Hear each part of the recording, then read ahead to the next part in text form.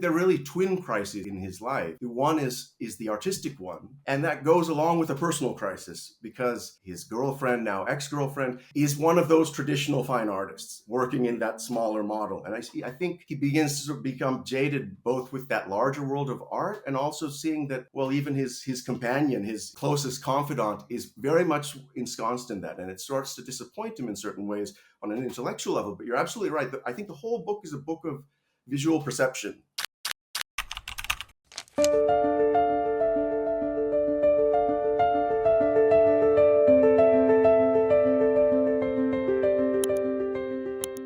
Hello, and welcome back to the Big Book Project. I am so happy today to have with me writer Mark de Silva, and we are here to talk about a truly big book in every sense of the word.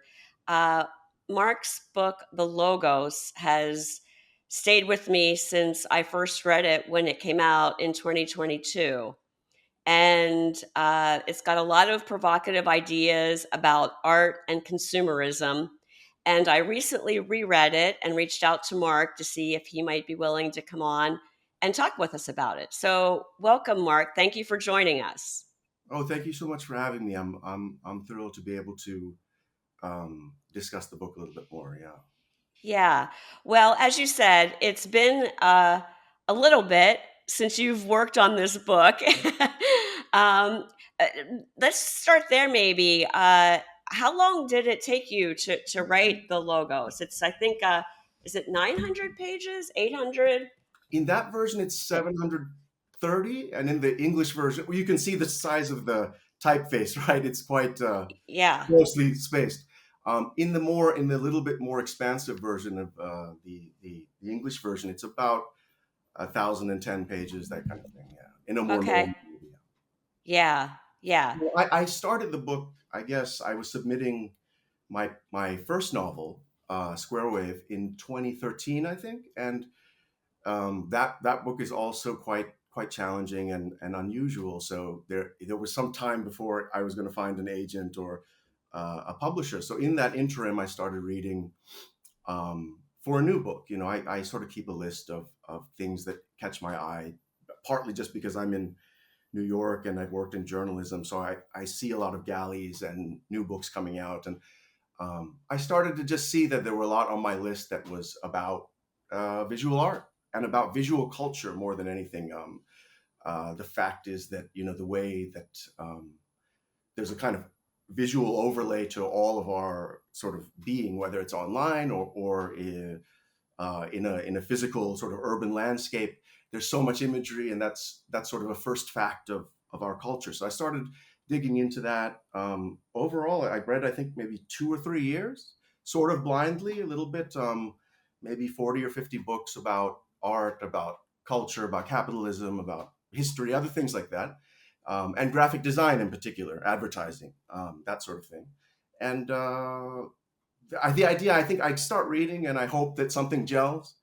So it's a bit of a prayer you have to say before you actually write. And it turned out, you know, the material started to synthesize for me. And so it took about 9 years in total to write, if you could include the research of about 3 years and about 6 years after that. Yeah. Well, the dedication that you put into the book certainly shows. So let's start off with our narrator, who is an artist in New York City. And he's going through, I would guess to say, a bit of a crisis in his life, a crisis in his art and what kind of art he wants to make. And by extension of that, a crisis in his relationship. He's been pretty successful as an artist. And so maybe you can describe for us a bit about this big project that he's been doing that's based very much on his partner. Right. You know, I think of, you know, there are certain artists that move from, say, the commercial sphere over towards fine art. The classic example, I think, would be like Andy Warhol, right? He was first an illustrator and then eventually came around to sort of fine art and these higher purposes. I think in the art world, people who end up doing graphic design are often considered sort of failed artists, artists who couldn't make it in sort of the high mode, and then go to something else in order to make money and to survive, and try to, as a sort of consolation, they try to make sort of artistically refined graphic design. In this case, this artist is having success, right? Or is a budding, um, you know, late 20s artist who's starting to have a lot of shows. His despair, as you say, is exactly the crisis. Is he's starting to think there's a kind of cordoning off of visual art in the gallery system, in the system of billionaire collectors and that sort of thing. And he's become sort of jaded with the success he can see in front of him. What the likely outcomes are going to be, even if all goes well, this kind of very sequestered type of art that doesn't really communicate with the public very much, that stays in this sort of rarefied system. And I think his crisis is an unusual one in that he switches towards graphic design, or he comes to this idea over time because he starts to think, wait a minute, a real artist in this particular moment in history, if they want to interact with a public and capture their society in a broader way, they might have to actually enter the world of commerce in a very direct way, where advertising, that type of imagery that is public. The thought I had was of traditional religious art around the world, right? Uh, Religion it was something built into the public square, as it were. The churches, the imagery, it wasn't something sequestered. It was something for the people and designed around them. So I think he starts to think, how can I be an artist in the traditional mode with a larger scope? And so he starts to drift towards a kind of bric-a-brac graphic design projects, album covers, the little stuff. And this is not very satisfying, of course, because that's not really what he wants. But then he falls into the orbit of, because he does know rich collectors, etc., because that was his original trajectory, of a very wealthy businessman who also has ideas about, who's kind of an amateur philosopher himself in the kind of mode of Alex Karp or a Peter Thiel, who sort of fancy themselves having ideas about society, though they're quite dodgy. But he comes into this idea that maybe the way to do this is, let me start performing on a grand scale within the realm of advertising. So he starts creating this imagery for a couple of campaigns for products of this particular businessman, a sort of energy drink, a kind of nootropic, and as well as, there's a whiskey involved. There's a type of optical wear, sort of an enhancement. So he sort of comes into this mold, and he's tasked with tracking a couple of characters, a couple of low-profile, non-celebrity characters, and putting up imagery that doesn't have any indication of it being an advertising campaign or anything. So it becomes like a form of fine art for him, and I think that's the trajectory he starts to drift towards, and he starts to see the city overlaid, New York overlaid with his imagery. And so he feels like this is what an artist would do, not be sequestered. I think that's the thing. Yeah. Well, you had me hooked from the very first pages, because what captured my imagination is what I perceived as, at the beginning of the novel, the narrator's obsession with getting to the essence of his girlfriend and putting that into his art. And in fact, he makes many, many, many uh, paintings and drawings and pictures of her, and they sell very well. There's a rich guy named Went, a businessman, and he, I think, has a dozen or more of these portraits of Claire.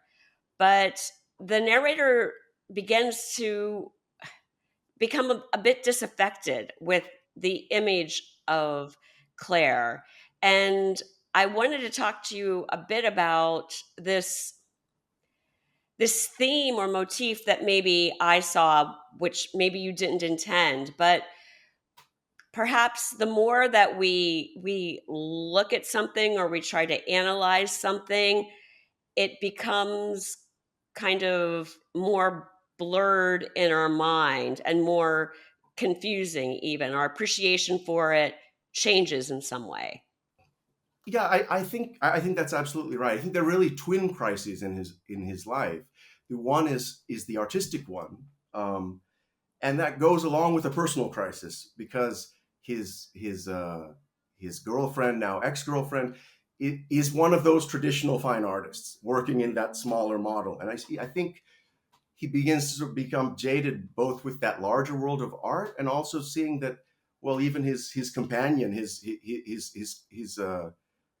closest confidant is very much ensconced in that, and it starts to disappoint him in certain ways on an intellectual level. But you're absolutely right. I think the whole book is a book of visual perception and what it can do for us positively in getting us in closer touch with reality and the world we have, and also the way the closer you look, the more the hard lines sort of start to dissolve, and it becomes harder to take things at face value. So I think a large part of the book is dedicated. I mean, it's a first person narrator, right, for 1,000 pages, but a lot of it is really not about his private thoughts. It's about the way he sees, and he wants to present his world of perception to the reader, and in a very very fine grained way. And you're exactly right. He goes through all these images. His mode of discovery, his mode of understanding life is primarily visual. But I think what the idea is that you can extract so much purely visually if you were to pay attention closely enough. Now, some of those lessons you're not going to like. And of course, commercial culture and culture at large doesn't really necessarily want you to look that closely. They rather that you just buy the product, or whether it's a painting in a gallery or a commercial art. But he wants to say push vision to its limit, and so he starts with his girlfriend, his personal world, and he starts branching out further and further and saying what can be known, as it were, purely with the eyes. And Yeah. I think that's a running theme of the book. Extremely centered on phenomenology of vision.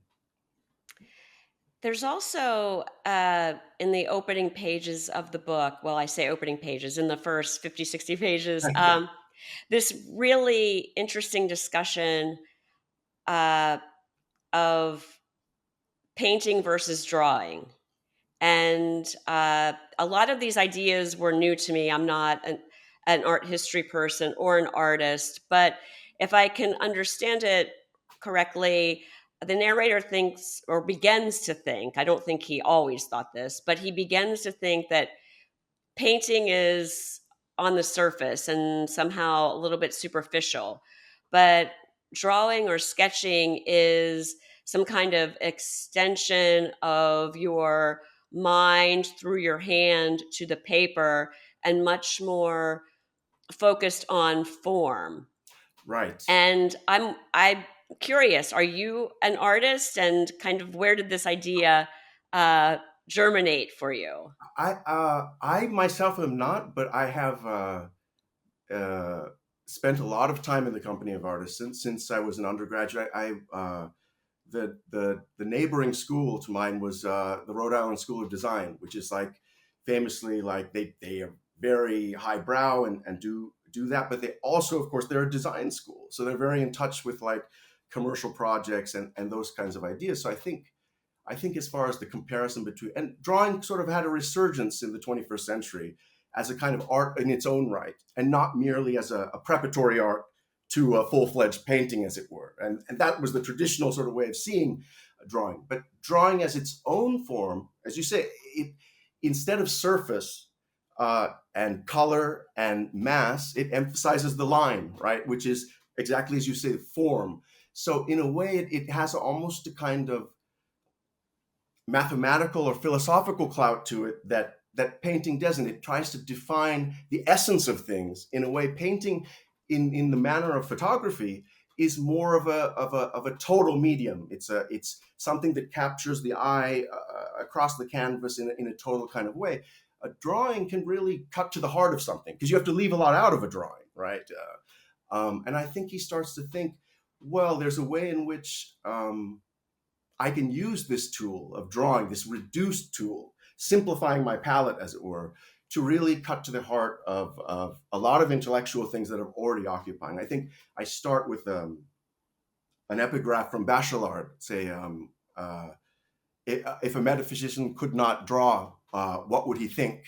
And so that's drawing on that idea that metaphysics itself, philosophy itself, is partly based on this idea of getting to the essences, the form rather than merely the tone or color, because color dazzles, right? Paintings dazzle, photography dazzles. It's almost as if it's hard for us to understand what's happening to us because it's we're blinded. It's too seductive. It throws us off. And he wants to say, well, look, what if we took away the sheen of life and went down to the essence of it? Can we see more? I think that's the theme there. Yeah, I think he uses the word sensory a lot to criticize painting. And that got me thinking about this other stage of his career going into marketing and advertising, working for this company that's run by a guy named James Garrett, who you said is kind of a philosopher himself. The company is called Costco, and it is it feels kind of jaded to me. Maybe I've got some old-fashioned values about using the senses to appreciate the world around us, but uh, these guys seem to come to a conclusion, and I think that our narrator buys into it, that um, to sell product, you don't really have to have an image or even a product that pleases people. It's all about promiscuity. And if you just blanket people Yeah. with something, then you're going to be successful because you're going to sell a lot of it. Yes, I mean, I studied a lot of advertising theory and management theory and things of that nature in the preparatory phase of this book, and some of those themes have come into it. That one of those ideas in many schools of thought about marketing and about advertising is that ubiquity is far more important than the use value of the product or it's having better features than a rival product. If you can, as it were, imprint yourself on the mind of the consumer, you become the product they think of first when they go to buy something in that particular category, whether it's a computer or um, a watch, whatever it might be. And so there is something cynical in that. But the cynicism is sort of in the nature of human psychology and human motivation. And there are these within advertising, and there are these sort of uh, theories of motivation. Advertising is not at all a sort of random kind of thing. It's very much now built into studies of psychology. There's you might say there's a kind of sinister research apparatus already going on, and that one of those ideas is that targeted advertising, we're told, oh yeah, you need to get the product in front of the right person. One of the things that over time has been found is like more and more, if you can just make your product so visible and appealing at a very broad kind of visceral level, sensory level, as you say, rather than anything concrete about its functions or use to you, you can be seduced into purchasing it, even if you don't think of it very consciously. The item doesn't need to imprint itself on you in a very rational, conscious way. It's enough for it to be a sort of ambient feature of your life, and then over time, it becomes part of your identity. In the way, say, Apple computers becomes that sort of thing, not necessarily for its performance features, but it becomes a kind of lifestyle of that Apple will sell you on with its atmospherics, right? They're sort of famous for their advertising being sort of very sexy and seductive, but not talking about features, just about imagery, music, etc. And I think the book sort of drives towards that theme that a lot of what we do, a lot of our purchasing behavior in particular, has very little to do with our rational minds. Yeah. And this campaign for the drink and the energy drink and the whiskey and the glasses, this seems to be almost even more sublimated than like an Apple ad, because the idea here is never to show the product in any of the advertisement, but to identify it through a particular color, Yeah, um, or to identify it through the images of these not so famous people that that you mentioned at the beginning. An NFL football player named Duke and an actress named Daphne. that's And right. so, uh, tell me kind of how you thought about how this marketing campaign would go, and the idea of bringing in these not so famous people to represent in some way these products, but never have like a photo of them holding the product itself. Yes, to be honest, I mean, this came up in my research, and I in the 80s, one of the, I mean, this is called stealth advertising right now. And more recently, examples of stealth advertising, say, the last 15 years, Jay-Z, for instance, some of his albums, there'll be very vague sorts of imagery or dates put up with no description of him for months and months. And you'll just see that. And at some later date, it'll be unveiled that it's in fact connected to something concrete and purchasable.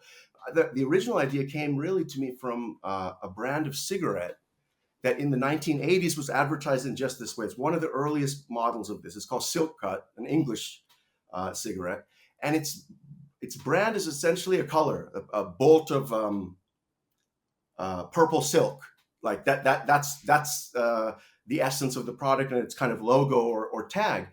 In that campaign, around London and other cities in England, they would just put up these purple swatches of various kinds around town for a long time.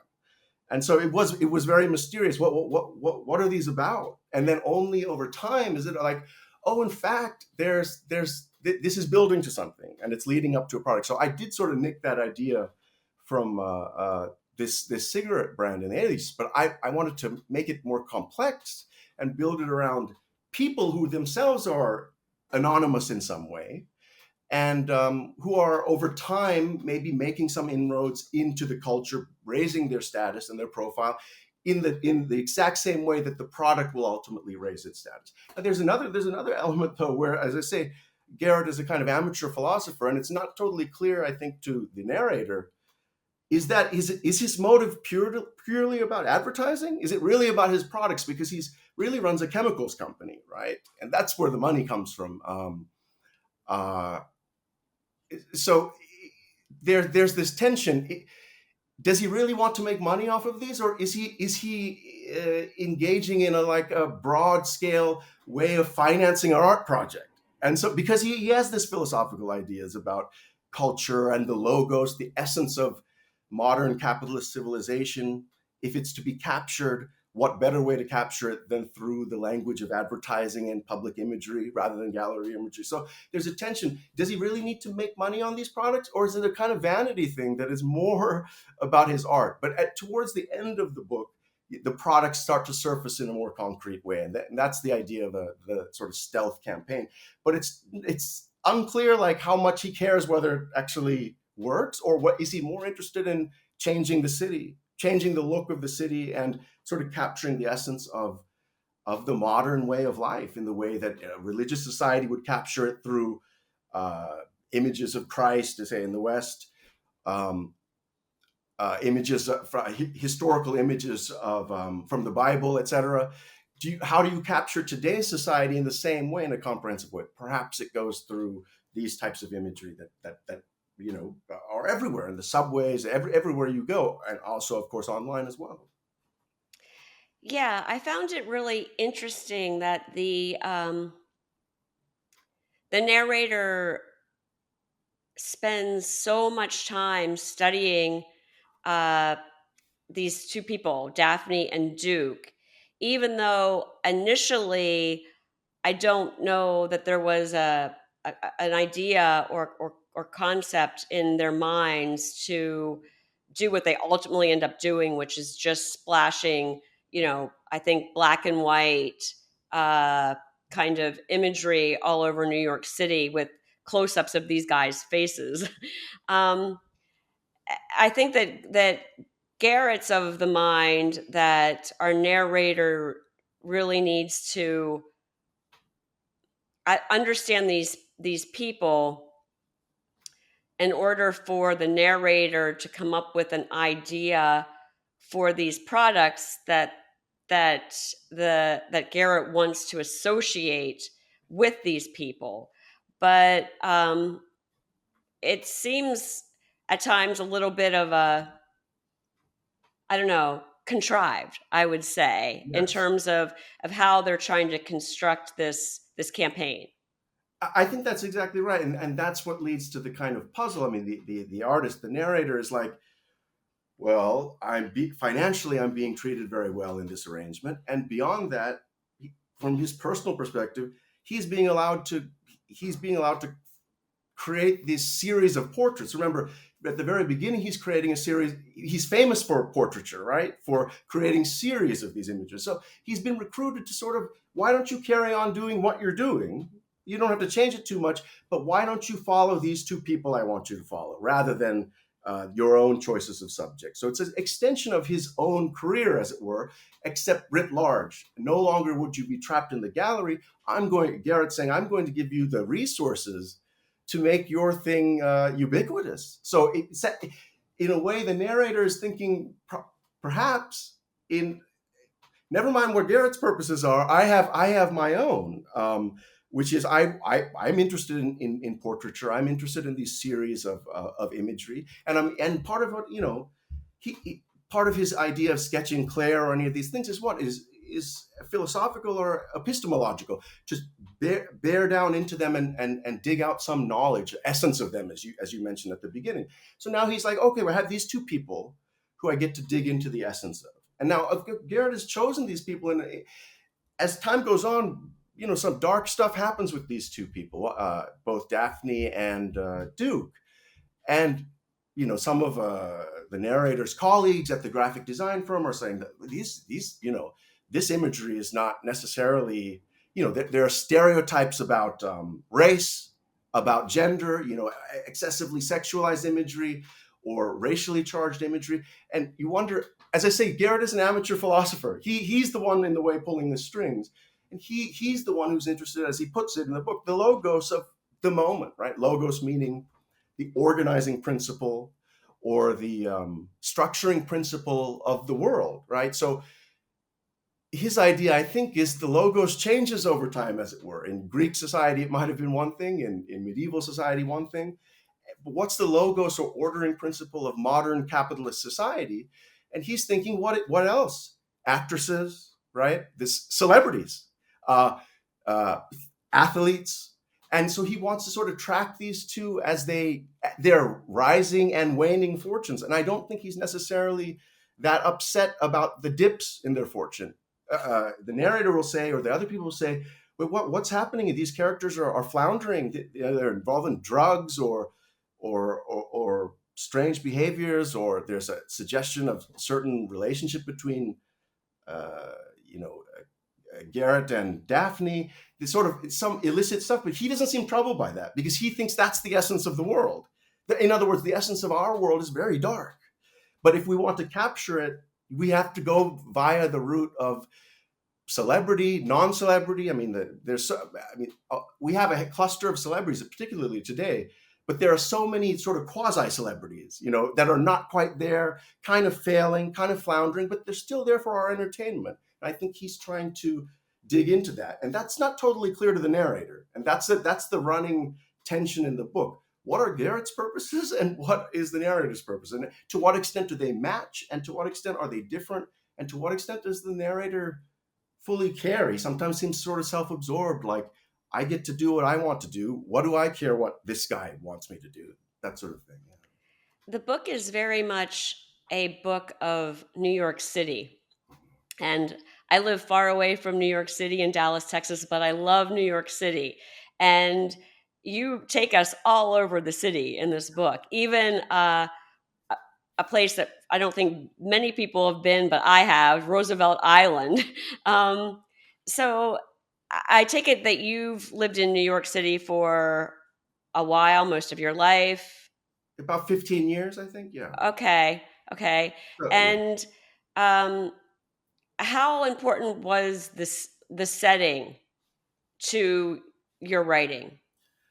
I think, I mean, I some of the ideas, New York is the the American, certainly, and even global center of the advertising business at Madison Avenue, right? So it was organic, thinking that this is the epicenter of thinking about marketing, about advertising, strategizing about psychological motivation. New York is that epicenter. So I think it grew out of that, and obviously it was a place I've lived for quite a while now, and I was interested in sort of mapping out the territory, including places that people don't necessarily put as much attention on, Roosevelt Island or even the Bronx.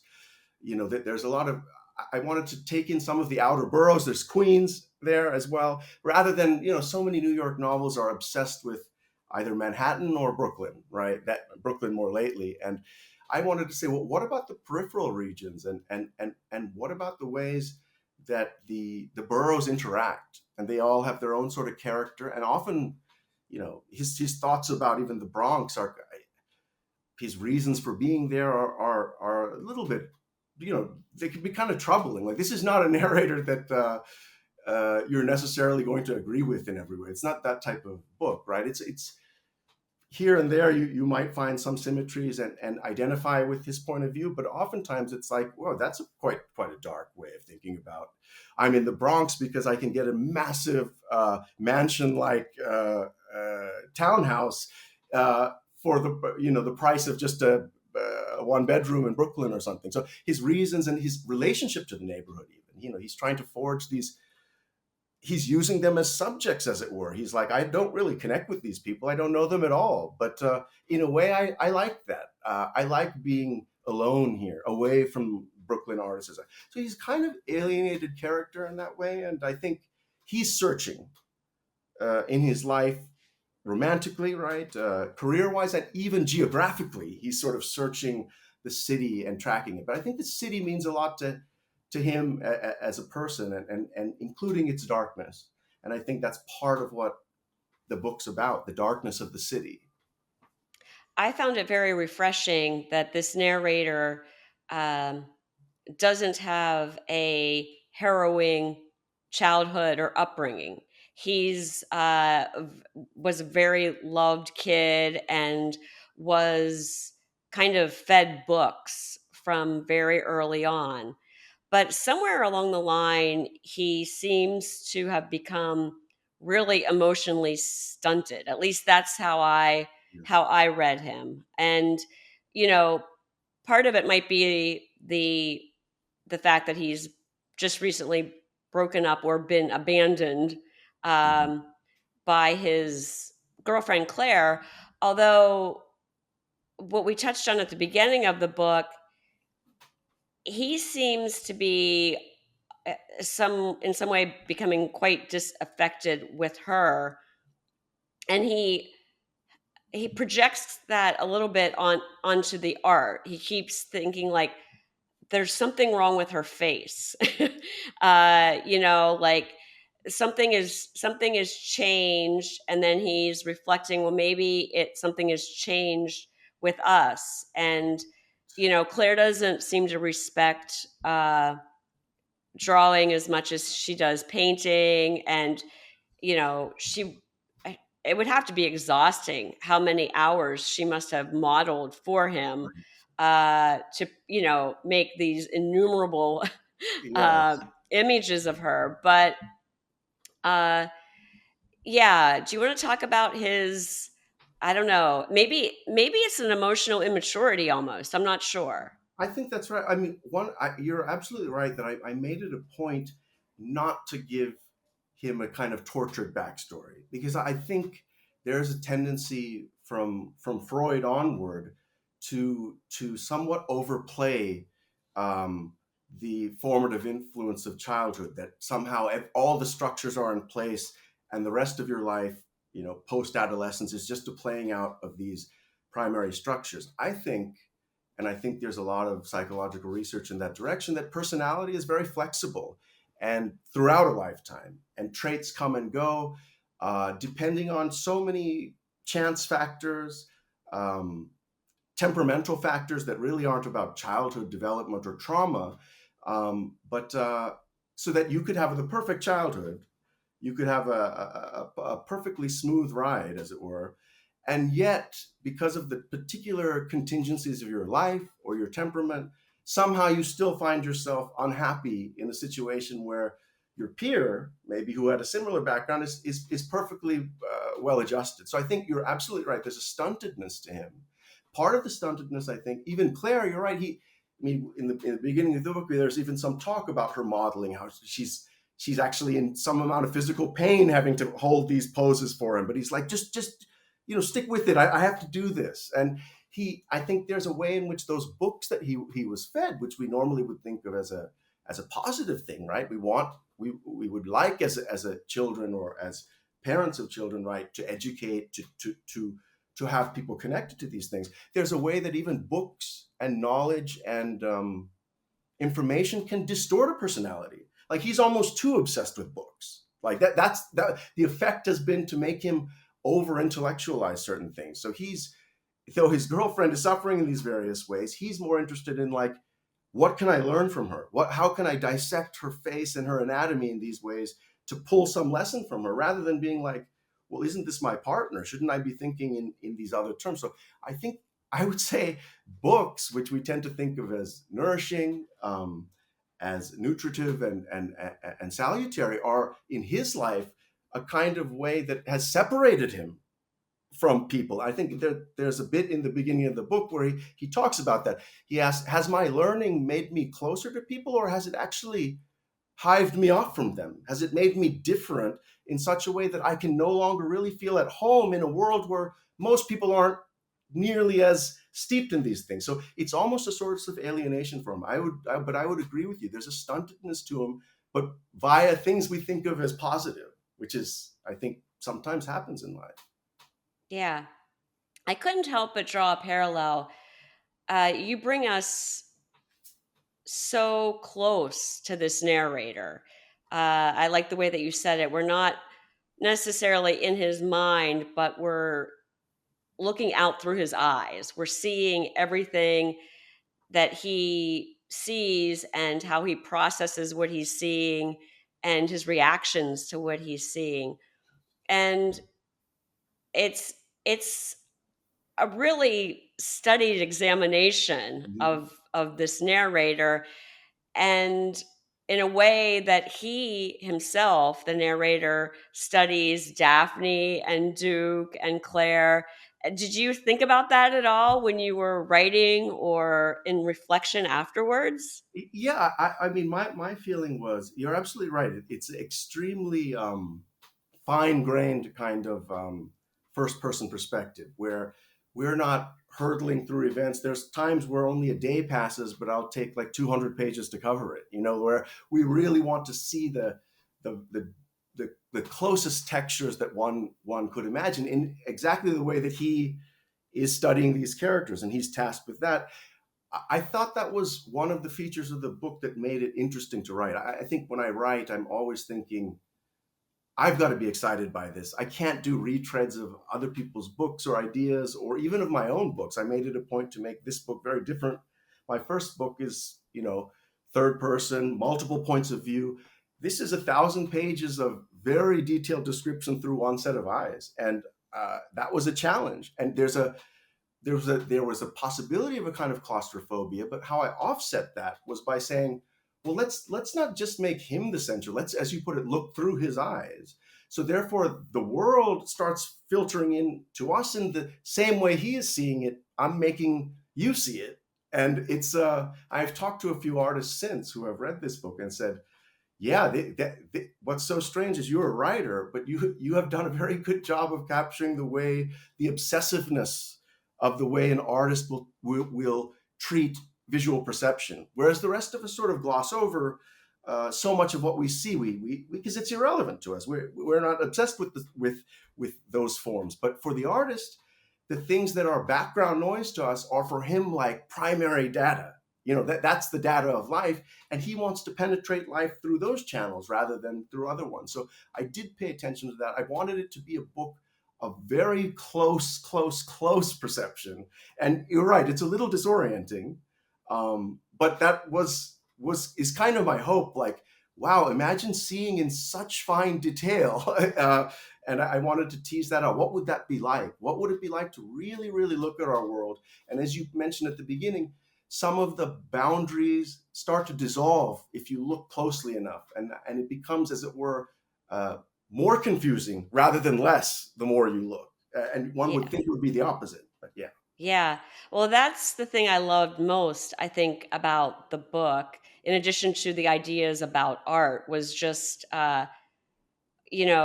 how fine grained your evocation of the narrator is.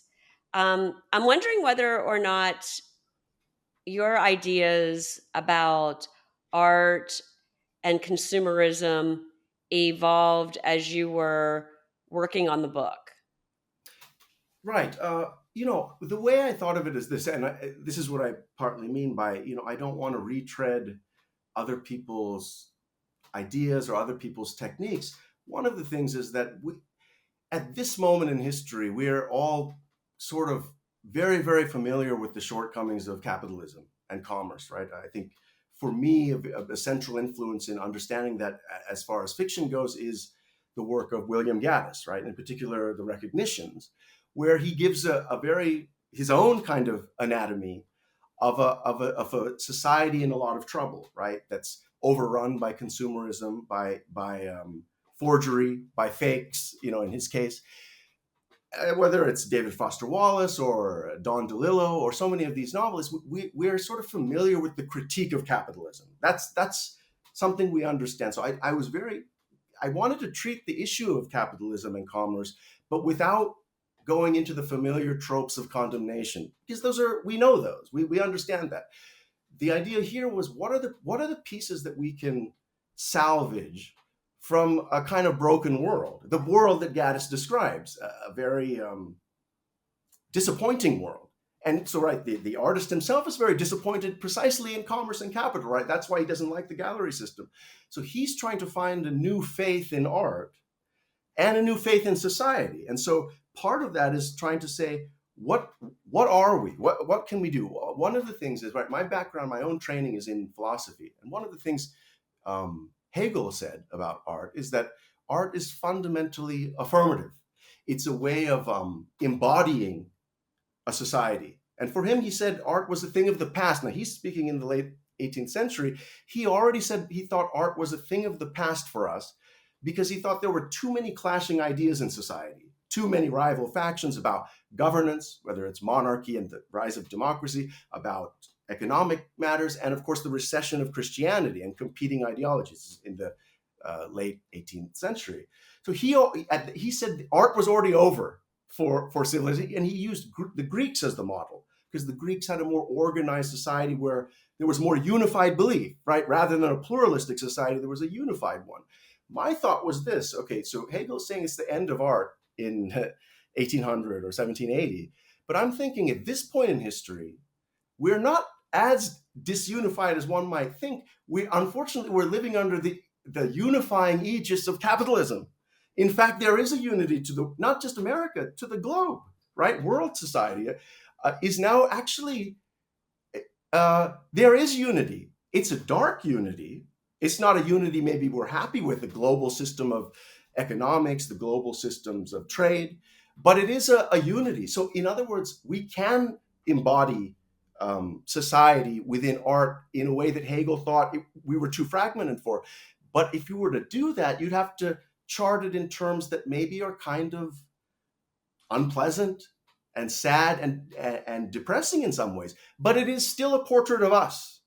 And so I think the artist is thinking, whether you like who we are or you don't like who we are, the role of the artist is to say, who are we? And can we do that? And he thinks it can be achieved via charting sort of the contours and imagery of capitalism. So you're right. There's a kind of almost amorality to his way of presenting things. He's saying, we may not like the society we have, right? We have so many problems with capitalism and inequality and racism and sexism. but it's still worth charting. It's still us, so we want a portrait of it, and he wants to supply that. So I think that's how I think of the book. Picking up the pieces after the critique of capitalism has already been made, we still want a portrait of us. And this is us. Maybe we're ugly. Maybe we don't like what we see, just like he doesn't like what he sees in Claire. But it is us. And so it's worth something. That's, I think. Well, there by no means do I want to attribute your own personal views No, to no. those of the narrator or vice versa. But um, do you feel as though the commercial arts are as arty as a painting that might be hanging at MoMA? Well, as I say, places like the Rhode Island School of Design and Cranbrook and other academies, you find, I mean, the graphic sophistication in the very best of advertising and marketing. There's a lot of, as it were, slop now that's like kind of phoned in and not very serious. Maybe partly because of what I said earlier about what matters is ubiquity rather than almost anything else. But I think the very top of graphic design, it can be a very sophisticated medium, and um, I do think that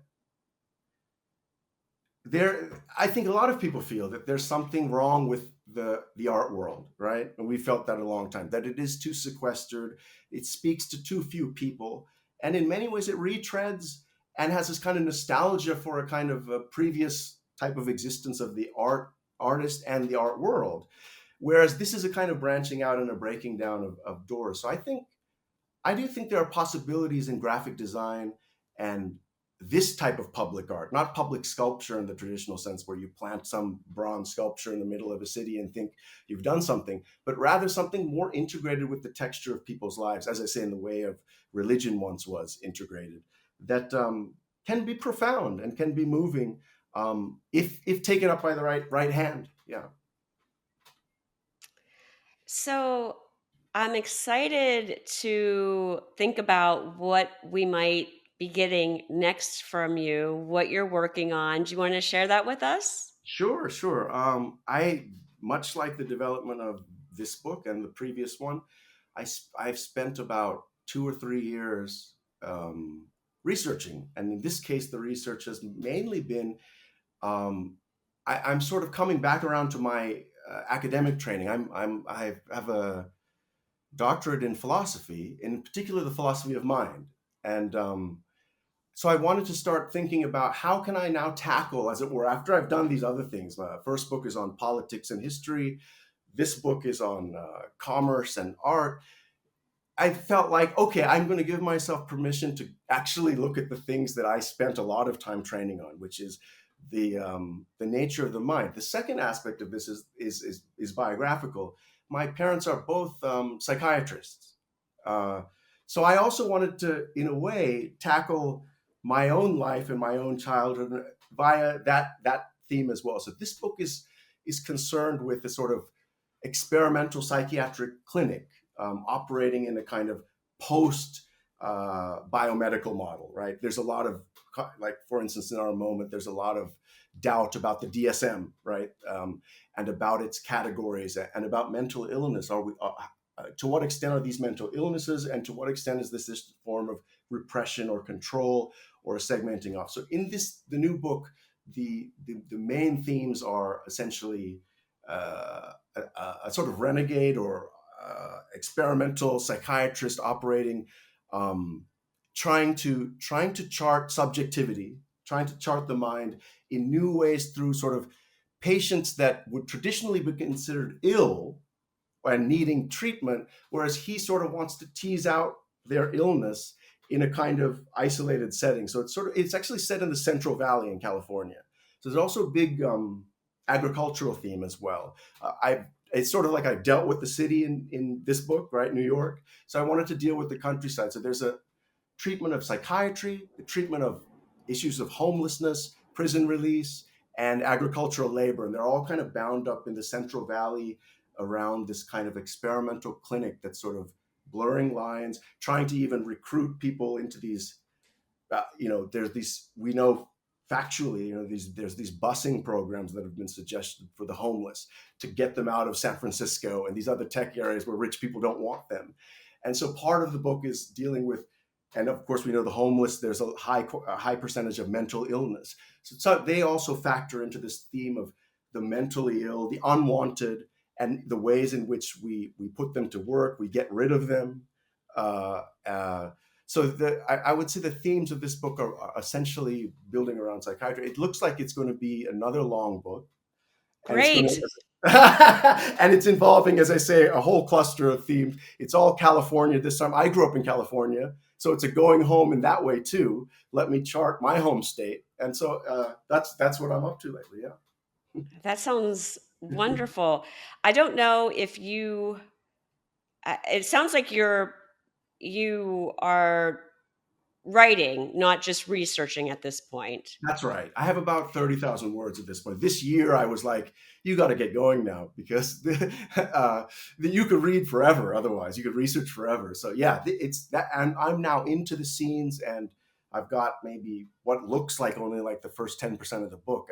That's why I'm saying it's likely to be long because of that. Ah, that's exciting for me, and probably all of our listeners I too. hope so. Um, uh, I'm wondering though whether you've had uh, time to look at, any novels, recent novels, since you've been working on this new project, and whether or not you have, maybe you could recommend some big books for our listeners. Oh, I will recommend. Let me start with, because it's the thing I'm thinking about most. Is unfortunately it's not a new book, but it is a big book, and it's a little bit of a neglected book. I actually run a reading group based around this author, Herman Broch, the Austrian author, and so we're reading The Sleepwalkers, and then we'll later read The Death of Virgil, which is his more sort of experimental, wild one. But right now, The Sleepwalkers is a massive book in its own right, and it sort of deals with the decline of a certain type of European society at the end of the 19th century and up to the interwar period, and the rise of fascism. And so that's a book, I think, that has not received nearly enough attention, and is very much caught up with philosophical themes. Um, it's also caught up with gentle parody and satire. It's built out of three sections. It's almost like a triptych. And so we're doing the second section actually this Friday. So I'm very excited. I'm reading some secondary stuff for that. So a lot of my attention has gone into Broke because I think originally I thought of a reading group around Robert Musil and Man Without a Yes. Voice, but then I thought a lot of people could do the Musil group. That's been done, but there's not enough attention to this guy. So that's been my most recent obsession. Has been getting really into Broke. As far as more recent fiction,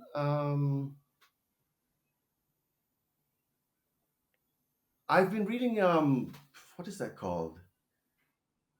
I think Solveig Ball, Norwegian author. There's a volume. Oh, There's yes, the calculation on the calculation yes. volume. I've read the first two of those, and I'm working through that. I think it's a fascinating inquiry into time.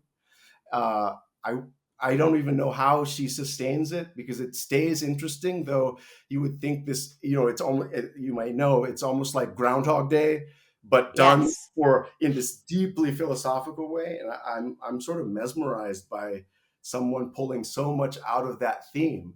And so I think the third volume is out now or coming out, and I'm following that series very closely because I like to see people do like some really high wire stuff because how are you going to pull this off for book after book? But it has remained mesmerizing.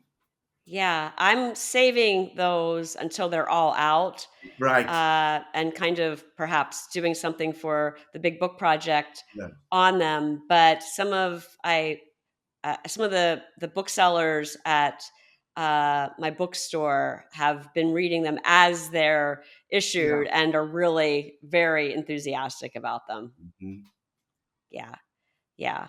I It's interesting that you mentioned the Musil and the Brock because I read both of those novels some time ago, and I have to say that I think I get some of them. I get some of the plot points mixed up in my head because it is the case, right, that they take place in in Austria-Hungary and kind Same of in the time. same time period. Yeah, Absolutely, and it is easy. They sort of, for me, they're kind of, twin entities, both treating some of the same subject matters in with a slightly different tone. I think Musil can be very ironic and parodic about certain things, and Broke, there's, because it's a triptych, the tone varies a lot. But to connect this with a book like The Logos, absolutely, what's under scrutiny there is in that case, the emergence of the modern capitalist system, right? And what are we to do with the rise of this system and the fading away of an aristocratic order, of an order where maybe other priorities and other values matter. So there's a kind of, I think Broke calls it the disintegration of values. And so those books have a lot of fascination for me because at this stage in history, I'm thinking about as it were, the reintegration of values, even if that reintegration is not, as I say, the most pleasant picture one could draw. yeah. Well, reintegration of some good values would be would be Yes. refreshing for Yeah. sure. Well, Mark, I want to thank you for coming on today and talking to me about your book. It's amazing. I can't recommend it highly enough. And it's not the newest shiny thing out there. It came out 3 years ago, almost 4 years ago now, but it is well worth everyone's time. And we carry it at our bookstore. It's published by a tiny publisher, Clash Books, here in the United States. And so yeah, everyone should go out and get a copy. And I hope very much that you will come back to talk about your new book with us. It just, I'm going to be anticipating it now, you know, a lot. So don't, I hope you won't mind if I'm going to be bugging you about it a little bit because it just sounds wonderful. Well, the depth of your reading and this conversation is very, very encouraging. Of course, I would come back. Yes. All right. Well, thank you. Thank you.